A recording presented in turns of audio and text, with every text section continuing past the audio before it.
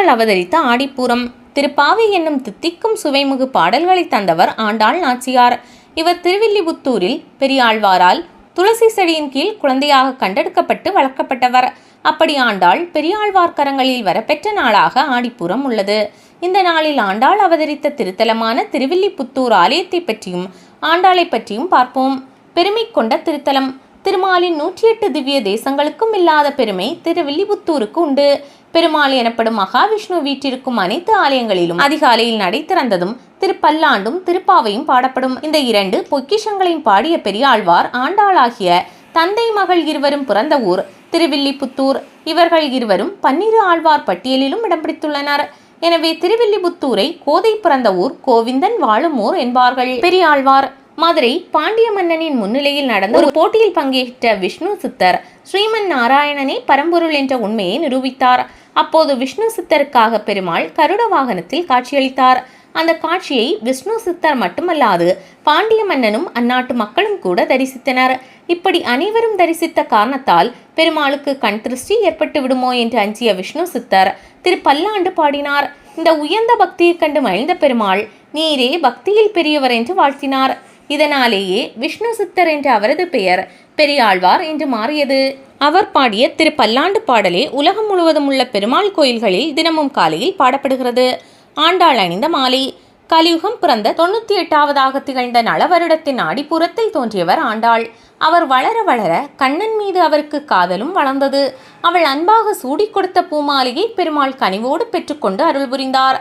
திருவரங்கத்தில் அருளும் ரங்கநாதரை மணமுடித்து கொண்ட ஆண்டாள் அணிந்த மாலை திருப்பதி வெங்கடாஜலபதி மற்றும் மதுரை கள்ளழகர் ஆகியோருக்கு கொண்டு செல்லப்படுகிறது.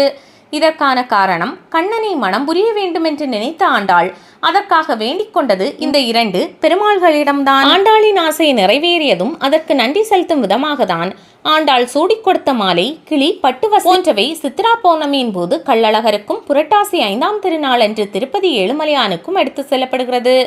திரட்டுப்பால் நைவேத்தியம். மார்கழி மாதத்தில் பகல் 10 திருவிழா நடைபெறும். திருவில்லிபுத்தூர் ஆலயத்தில் நடைபெறும் இந்த நிகழ்வின் முதல் நாள் அன்று ஆண்டாள் நாச்சியார் பெரியாழ்வாரின் வம்சாவளியினரான வேதபிரான் பட்டர் வீட்டிற்கு செல்வார். அந்த வீட்டின் முன்பு காய்கறிகளை பரப்பி வைத்து ஆண்டாளுக்கு வரவேற்பு அளிப்பார்கள். இதனை பச்சை பருத்தல் என்று அழைப்பார்கள்.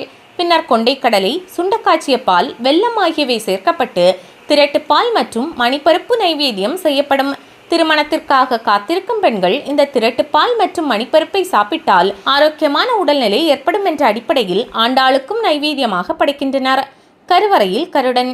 பொதுவாக பெருமாள் கோயில்களில் மூலவரின் கருவறைக்கு எதிரில் அவரை இருகரம் கூப்பிய நிலையில் வணங்கிய நிலையில் கருடன் வீற்றிருப்பார். ஆனால் திருவில்லிபுத்தூரில் கருடனின் அம்சமாகவே பெரியாழ்வார் பிறந்ததாக ஐதீகம். எனவே இங்கு பெருமாளுக்கு அருகிலேயே அவரை வணங்கிய நிலையில் கருடன் இருக்கிறார். அதாவது தன் மகளான ஆண்டாளை கன்னிகாதானமாக பெருமாளுக்கு தந்தபோது மாப்பிளைக்கு அருகிலேயே நின்று கொண்டாராம். இதன் அடிப்படையில்தான் கருவறையில் மூலவருக்கு அருகில் கருடன் வீற்றிருக்கிறார். விமானத்தில் சிற்பங்கள். மார்கழியில் கண்ணனை நினைத்து நோன்பிருந்த ஆண்டாள் நாச்சியார் 30 பாடல்களை கொண்ட திருப்பாவை பிரபந்தம் பாடினார். அதிகாலையில் கண்ணனை தரிசிக்க செல்லும் ஆண்டாள் தன்னுடைய தோழியர்களை எழுப்பும் வகையில் இந்த பாடல்கள் அமைந்திருக்கும். அதன்படி ஆண்டாள் தன் தோழிகளை எழுப்பும் சிற்பங்கள் ஸ்ரீவில்லிபுத்தூர் ஆலயத்தில் ஆண்டாள் சன்னதியின் விமானத்தில் வடிக்கப்பட்டுள்ளன. எனவே இதற்கு திருப்பாவை விமானம் என்று பெயர். ஆண்டாளை தரிசிப்பவர்கள் இந்த திருப்பாவை விமானத்தையும் தரிசிப்பது சிறப்பான பலனை தரும். யாகம் செய்த பலன். ஆண்டாள் பாடிய திருப்பாவையை நாமும் வாயார பாடினாலே ஒரு யாகம் செய்தது போன்ற பலனை பெறலாம் என்கிறார்கள். வேதத்தின் சாரத்தையே ஆண்டாள் திருப்பாவை என்னும் நூலாக்கி தந்திருப்பதாக சொல்லப்படுகிறது. அஸ்வமேத யாகம் செய்தால் அதற்குரிய பலன் வந்து சேரும். மழைக்காக யாகம் செய்தால் மழை பொழியும். புத்திர காமேஸ்வரி யாகம் செய்தால் குழந்தை பேறு கிடைக்கப்பெறும். ஆனால் திருப்பாவையில் உள்ள 30 பாடல்களையும் பாடினால் எல்லா யாகமும் நடத்தியதற்கான பலன் கிடைக்கும். ஏனெனில் அனைத்து யாகத்திற்குரிய மந்திரத்தின் உட்பொருளும் இந்த பாடல்களில் அடங்கியிருக்கிறதாம். ஊஞ்சல் சேவை. திருவில்லிபுத்தூர் ஆண்டாள் சன்னதி அமைந்த அத்த மண்டபத்தில் வெள்ளிக்குரடு என்னும் மண்டபம் இருக்கிறது. இந்த மண்டபத்தில் ஒவ்வொரு வெள்ளிக்கிழமையன்றும் மாலை 6 மணிக்கு ஆண்டாள் ரங்கமன்னாருடன் ஊஞ்சலில் எழுந்தருள்வார். இந்த நேரத்தில் ஆண்டாளை தரிசித்தால் திருமணத்தடை விலகும், நல்ல வாழ்க்கை துணை அமையும். மாதவி பந்தல். ஆண்டாள் சன்னதிக்கு முன்பாக மாதவி பந்தல் என்ற இடம் உள்ளது. பெரியாழ்வாரால் வளர்க்கப்பட்ட ஆண்டாள் இந்த பந்தலின் கீழ்தான் வளர்ந்ததாக சொல்லப்படுகிறது. இந்த பந்தல் கேரள பாணியில் முழுவதுமாக மரங்களால் உருவாக்கப்பட்டது. திருப்பாவையில் தன்னை கோபிகையாக பாவித்து ஆண்டாள் பாடிய பாடல்களின் பொருள் நிறைந்த சிற்பங்கள் இந்த பந்தலுக்கு அருகில் இருக்கும் சுவரில் செதுக்கப்பட்டுள்ளன. இதுபோல திருப்பாவை காட்சிகளை ஆண்டாள் கோவில் முன்மண்டபத்தில் ஓவியங்களாகவும் காணலாம். தித்திக்கும் திருப்பாவை. ஆண்டாள் தன்னை கண்ணனின் காதலியரில் ஒருவரான நம்பின்னையாகவும் தன்னுடைய தோழிகளை ஆயர்பாடி பெண்களாகவும் திருவில்லிபுத்தூரை கோகுலமாகவும் கருதினார். இதன் அடிப்படையில் பாடிய பாடல்களே திருப்பாவை முழுவதும் வெளிப்படும். இந்த பாடல்களை பாடுவோருக்கு கைமேல் பலன் கிடைக்கும். திருப்பாவை என்பது உடல் மற்றும் மனதிற்கு சுகம் தரும் சாதாரண விஷயமல்ல. எவ்வளவு இன்பத்தை இந்த பூமியில் அனுபவித்தாலும் என்றாவது ஒரு நாள் அனைவரும் இந்த பூமியை விட்டு போய்தான் ஆக வேண்டும். அப்போது ஆண்டாளின் திருப்பாவை அனைவருக்கும் துணை நிற்கும்.